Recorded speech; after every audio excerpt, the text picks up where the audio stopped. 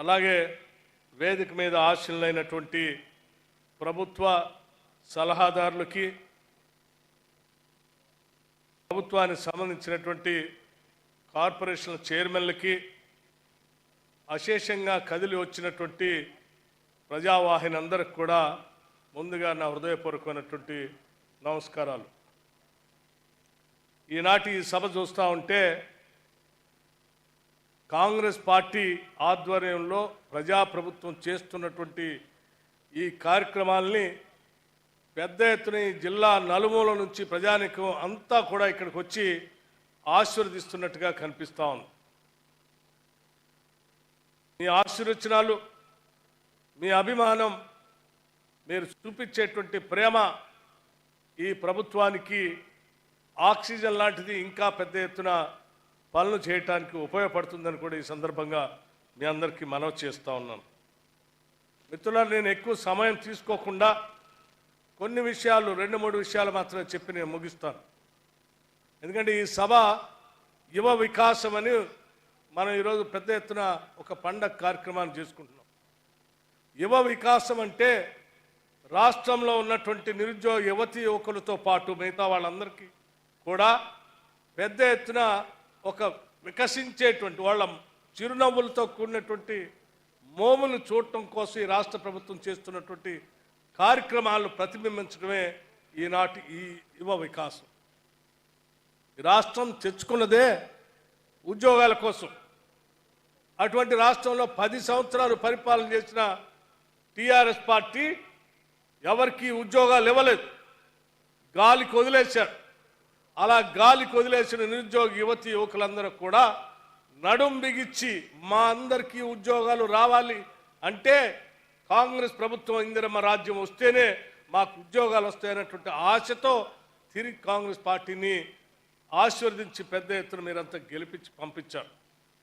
ఆనాడు పంపించిన నాటి నుంచి ఈనాటి వరకు మేము లెక్కలేస్తే 56,000 మంది నిరుద్యోగ యువతీ యువకులకి ఈ కేవలం 10-11 నెలల్లో ఇన్ని వేల ఉద్యోగాలు నియామక పత్రాలతో సహా ఇచ్చినటువంటి చరిత్ర నిజంగా చాలా సంతోషించదగినటువంటి చరిత్ర. 56,000 ఉద్యోగాలంటే ఆషామాషి కాదు.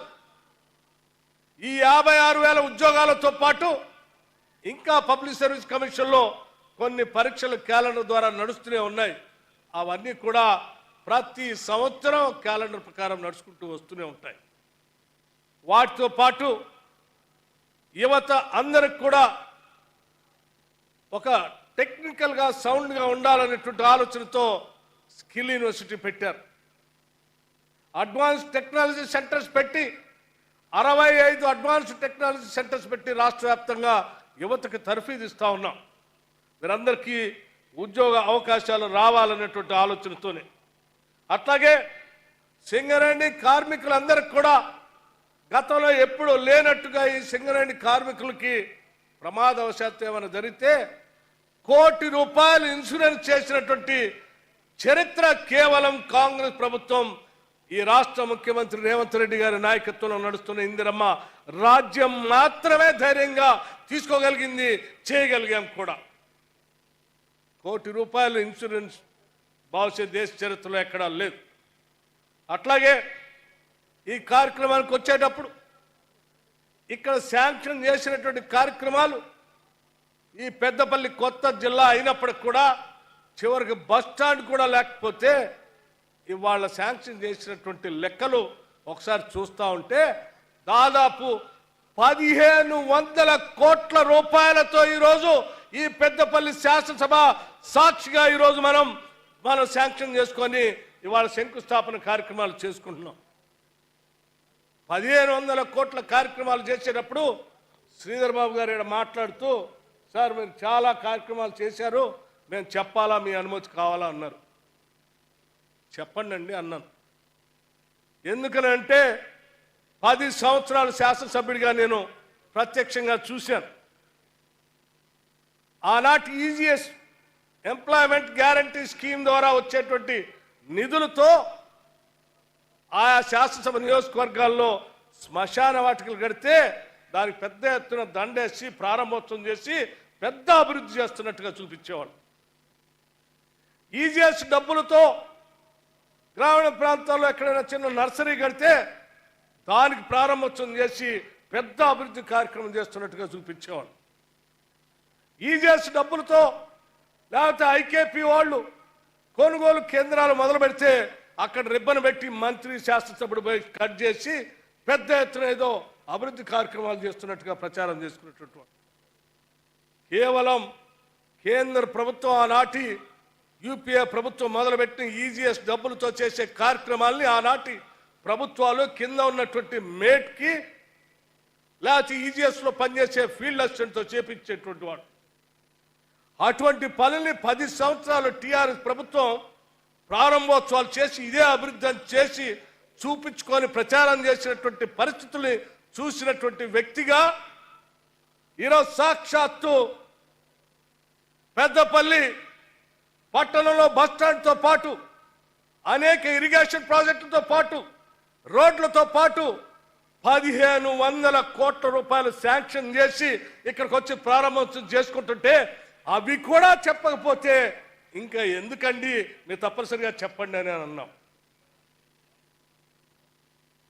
పార్టీ నాయకత్వం గత కొన్ని రోజులుగా సోషల్ మీడియా ద్వారా ఈ కాంగ్రెస్ ప్రభుత్వం ఏం చేయట్లేదు, ఏం పని చేయట్లేదు, ప్రజలను గాలికి వదిలేశారని చెప్పి రోడ్డు మీదకి వచ్చి ధర్నాలు చేస్తాం, లేకపోతే పేపర్లో ప్రకటనలు ఇస్తాం, లేకపోతే సోషల్ మీడియాలో బురద చల్లుతాం అని చేసే కార్యక్రమాలు చేస్తూ ఉంటే మేమందరం అనుకున్నాం మేము అధికారంలోకి వచ్చింది ప్రజల కోసం పని చేయటానికే తప్ప పని చేయకుండా వాళ్ళలాగా ప్రచార కార్యక్రమాలు చేసుకోవటానికి రాలేదు.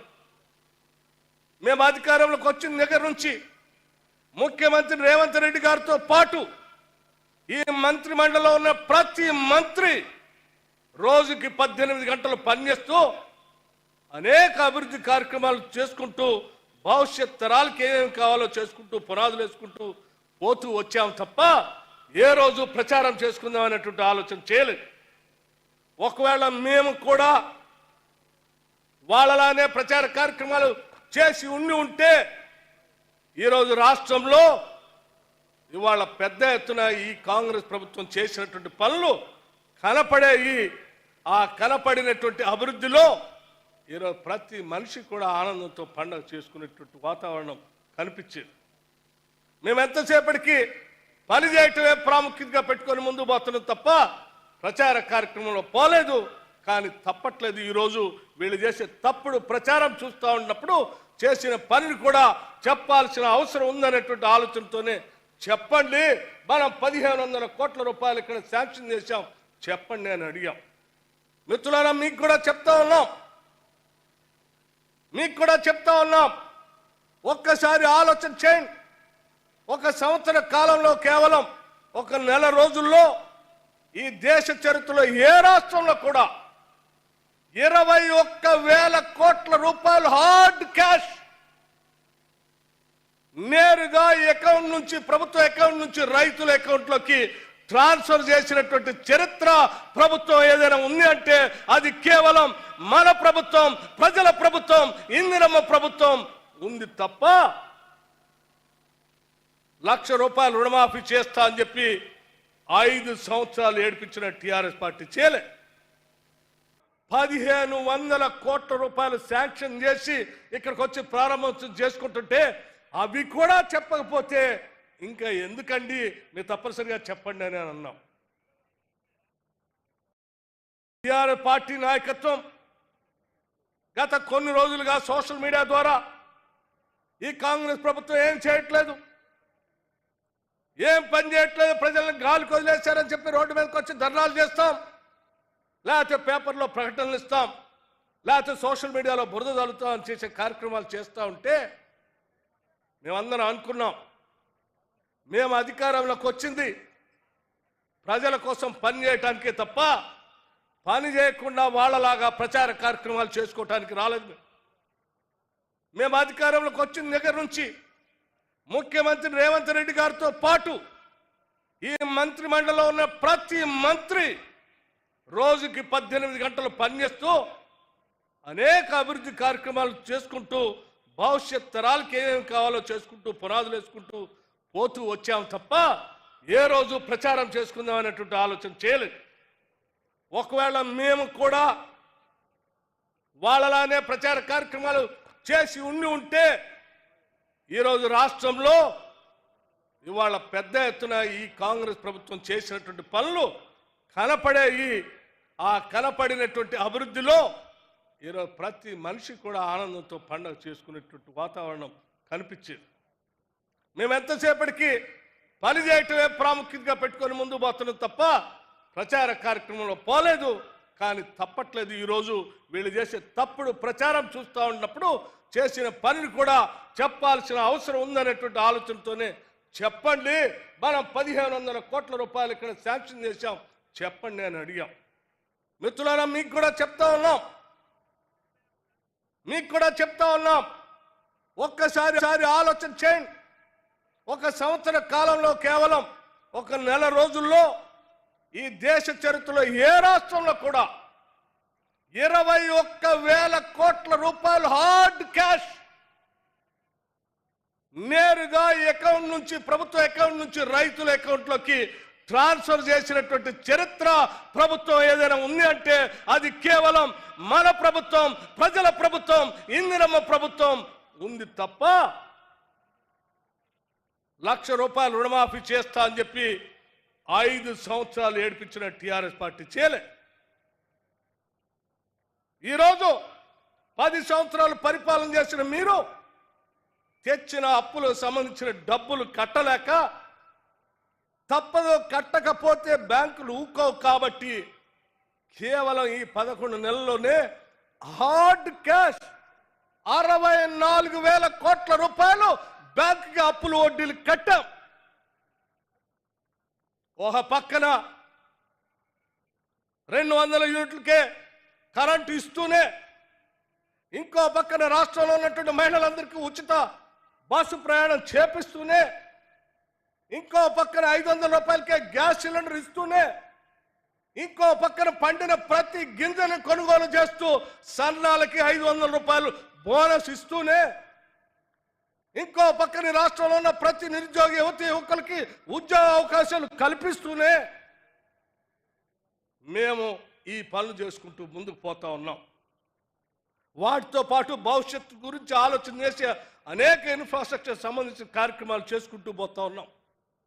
ఈ ప్రాంతంలో ఉన్నటువంటి ఇరిగేషన్ ప్రాజెక్ట్, ఈ ప్రాంతానికి సంబంధించిన సింగరేణిలో బతుకుతున్నటువంటి లక్షలాది మంది కుటుంబ సభ్యులను దృష్టిలో పెట్టుకొని వారికి కావాల్సిన అభివృద్ధి కార్యక్రమాలు కూడా ప్రణాళికబద్ధంగా ముందు తీసుకొని పోతా ఉన్నాం.